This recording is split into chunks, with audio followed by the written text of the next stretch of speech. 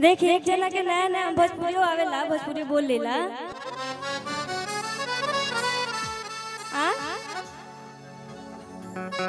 नहीं के सुना।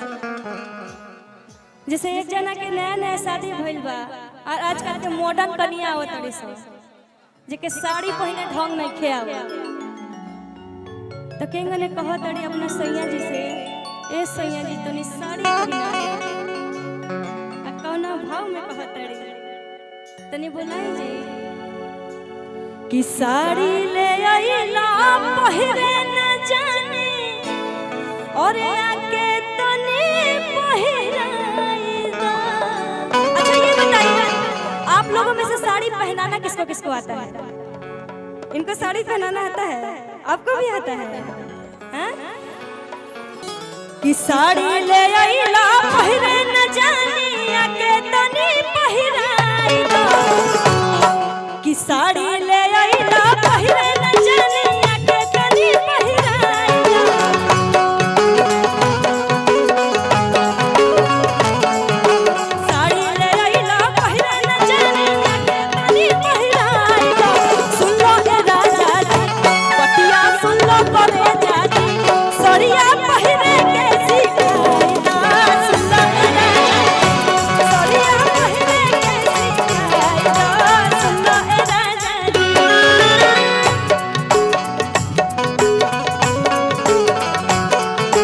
साड़ी ले आइला पहिरे न जाने आके तनी पहिराइला।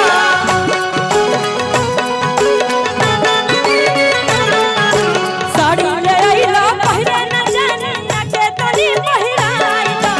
सुन लो ए राजा जी बतिया सुन लो ए राजा जी सरिया पहिरे के सिखाइला।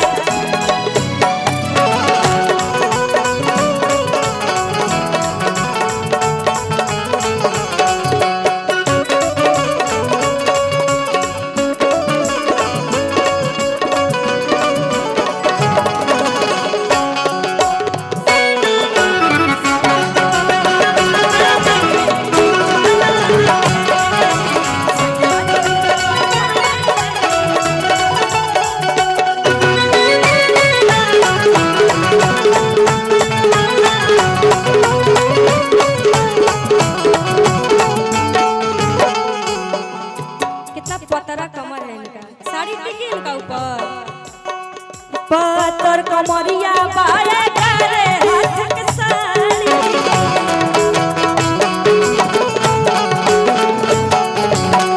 आगे संभाली ले तो सबके ना पछाड़ी।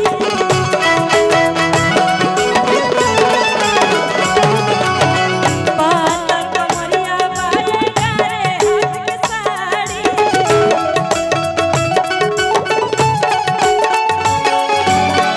आगे संभाली ले तो सबके ना पिछाड़ी।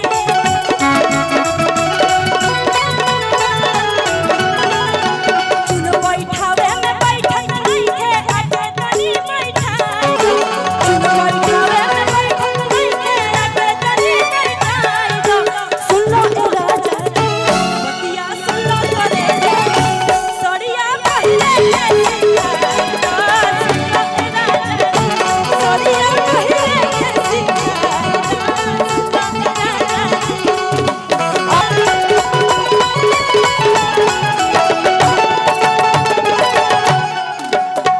सासु माई कहत बन के रहा बहु गाती।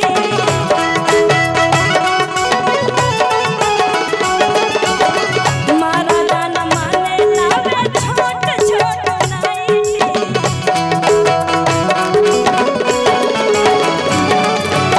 सासु माई कहत बन के रहा बहु गाती।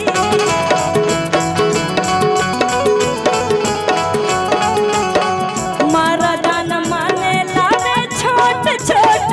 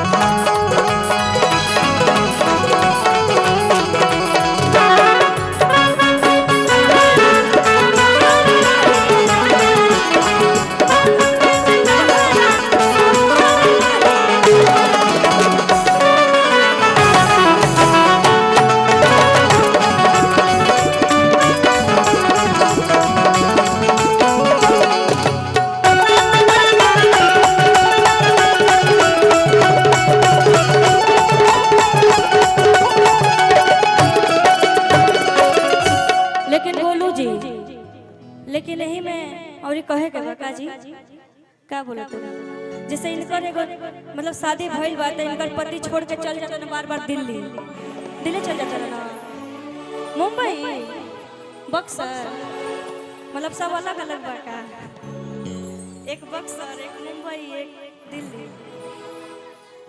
लखनऊ भी है वाह वाह क्या बात है तई कह तड़ी है अपन जवानी कहाँ जियान करी तो के गने कह तड़ी है कि चढ़ली जवानी रसदार भइल बा एरा जमानावा हमार बेकरार भइल बा और छोड़ी के ना जा दिल्ली अतः भी महजा मिली बोलो जी कि पलंग के पलाई जतन ही राजा माजा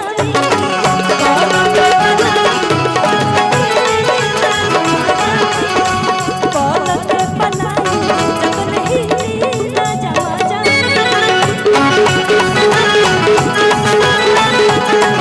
चढ़ली जवानी रसदार भइल बा ना जमानावा हमार बेकरार भइल बा और छोड़ी के ना जा दिल्ली सब मजा मिली पलंग के पलाई जतन ही राजा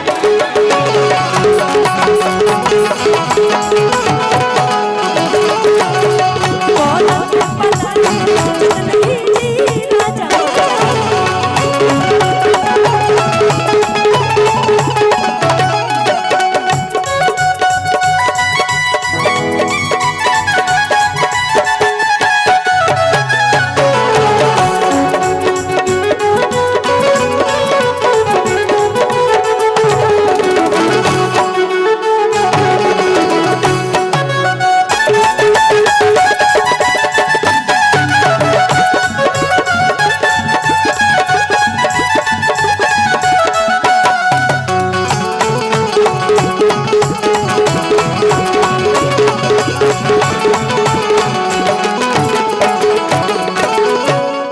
कि देखो खाली चुम्मा से मन नहीं भरे जाता हेरे लगड़िया धरे काट जैसे गड़े से जरिया सोची सोची के हम जीवा हो डरे देखो खाली चुम्मा से मन नहीं भरे जाता हेरे लगड़िया धरे काट जैसे गड़े से जरिया सोची सोची के